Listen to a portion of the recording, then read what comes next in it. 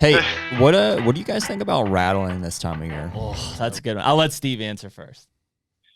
Yeah, well, you're probably talking to the wrong guy because up here, You don't do any I rattling. probably don't do it enough. I have the worst luck rattling. Really? If you want to talk about grunting, Yeah. phenomenal luck running. Sure. Like the night before I shot my buck, let's see, I grunted. Which was what day, Steve? What's that? What day did you kill? I killed Saturday, so that would be November 6th. 6th. But on the 5th, I saw 5 bucks that sit, and I know for sure probably 4 of them definitely came into blind grunting, but 3 of them, I kid you not, in all a 5-minute stretch, I had 3 different bucks coming from different directions. 2 of them start fighting in front of me, and it was all the grunting. Now, the most mature one came in downwind, and I would have shot him though. He's probably in the low 120s. I just never really got a shot. And by the time he did get my wind, he spooked. But then the buck that I shot, I know also came into blind grunting the next morning because I grunted, and he must have only been probably a couple hundred yards away, and I could hear. You guys I think we've talked about before. You're familiar with like beech trees or beech brush. Yep. Like the beech brush or the little beech brush right now still has all its leaves. And I could just hear a tree just thrashing like down below me. Yeah. Mm-hmm. And I knew that was a buck that heard my grunt. And, he came in, all pissed off, ears back, hair standing up. But blind grunting for me, I've had way more luck blind grunting than when I see a buck out there and you're like, he's not coming in, you do those desperation grunts. Yeah. 9 out of 10 times, I can't kill a buck doing that. I agree. He'll like look in my direction and he doesn't see the other deer, and or he might come towards you a little. But now the blind grunting is a gamble. I know that I'm probably losing some deer too. Yep. But it's still bringing deer in my direction versus that deer could have been going the opposite direction until he heard me. What kind of grunting are you doing? So when you're blind grunting, what kind of grunts are those? I do like a series 4 or 5 grunts, not like real long tending grunts, but not short grunts, just kind of like a brr, brr. And I grunt as loud as I can without making it sound like a duck though. If you grunt too hard, you got the wrong kind of tube. We got to send him one. You got to get a Magnum buck roar, dude. The tube. Really? It's the one, man. What are you? I've been using the Quaker Boy growler, and that's been really good. That's a good call too. Not many people know about the Quaker Boys though. Just us PA boys mainly. Yep. I used to work for Quaker Boy actually, so that's why I'm a little bit of a Quaker Boy fan. Yeah. But no, man, I kid you not. And I know in other places grunting and even blind grunting doesn't work, but the deer up here, because I think even rattling and calling, it's different all throughout the country. Some places rattling works phenomenal. Some places even bleeding's better.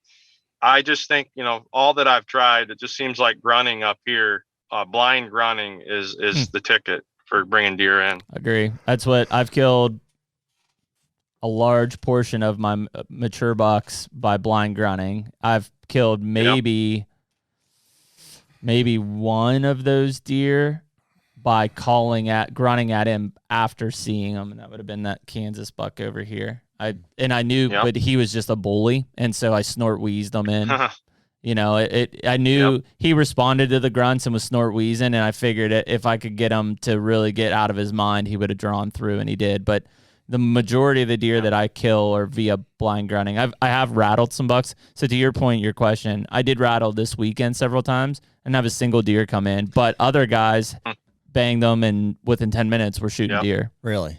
Absolutely. Most of them midday. I don't know if that matters. Well, it might be when they're not on does as much too, midday, and they're looking a little bit more. Well, so one thing too. Yeah. Go ahead, Steve. If you got, I'm sure you got listeners that hunt the mountains.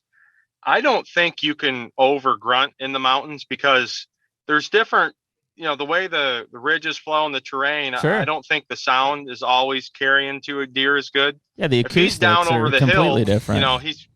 He's not going to hear you as well. And plus the range of these bucks this time of year is in 5 minutes, that deer could easily go from hearing range to out of hearing range. So like I literally grunt at least every 5 minutes. Wow. And I mean, if somebody Whoa. was sitting near me, they're probably like, what This in the freaking heck guy. is that guy doing? This is Well, the guy that I'm used to. Some Yinzer's grunting the whole time up in there. Yeah, but I'm telling you, I've had so much success doing it that I can't get away from it. That's funny, It'd be different man. if nothing was showing up. I mean, the fact that you're telling me that you've got bucks on camera moving 4 to 6 miles, like that these deer are covering some serious ground. And so, yeah, you're right. I mean, just as easily as you could potentially spook something with grunting so much or giving your position away, you know, you've got to at least get in the game on them in some cases. And I do, people laugh at it, but like I kind of relate it when you're hunting in these hills and hollers and stuff, like turkey hunting. Like if you ever are in the woods in the spring and you hear a bird gobble, you're like, where the hell was that? You know, because it basically refracts off of all these different terrain features, you know, or if the woods are thick in in an area. I mean, that sound is absorbed so fast. So, I mean, you've got so many different factors there to when you're listening. Like, even with that giant buck coming in on me, you know, last week, you know, I heard it and I'm like, was that a grunt? I heard it again. I'm like, it was. Where the hell is he, though? And he was 80 yards away, but it was in a ravine coming down. And so, like, I had no idea. Like, I'm freaking out, like, you know, where is he until you see him. Then you're like, oh, there he is. Yeah. Even, I think Colton and I have been in a stand together. We hear something and like I look this way and he looks that way. I'm like, it's over here. He's like, I think it's over here. Yeah. No, so it's a good point. It is funny, man, because like, you know, I do the same thing with turkey calling. Like I'll be walking through public ground or something and somebody's sitting there just, you know, cranking on the box call every 2 minutes. I'm like, come on, bro, seriously. But from a grunt standpoint and an alertness standpoint, if the bucks are truly on their feet that much, you know, it's about the only way you're going to pull or at least, you know, potentially get their attention when you're talking about blind calling, which I love. I'm a huge proponent of blind calling. I've had a lot of success that way. I know other guys that won't touch a call until they see a deer. Yep. And another thing too, I'll recommend is the weather and wind plays a huge effect in grunting. Like last week, I mean, I grunted a ton and I really wasn't having a lot of success until later in the week when the weather was more steady. When you get like a lot of wind, I just don't think the sound carries enough. But we had like 3 mornings in a row where we just had steady temperatures. It's like, you know, high 20s, low 30s. And it was like you could hear a pin drop out there. And, you know, you'd let out those grunts and you could hear it bouncing off ridges. And it just seemed like it really traveled. And those are the most ideal conditions, you know, to get a buck to hear you. So if you're out there in 30-mile-an-hour winds grunting, don't expect to have the same results in certain other days.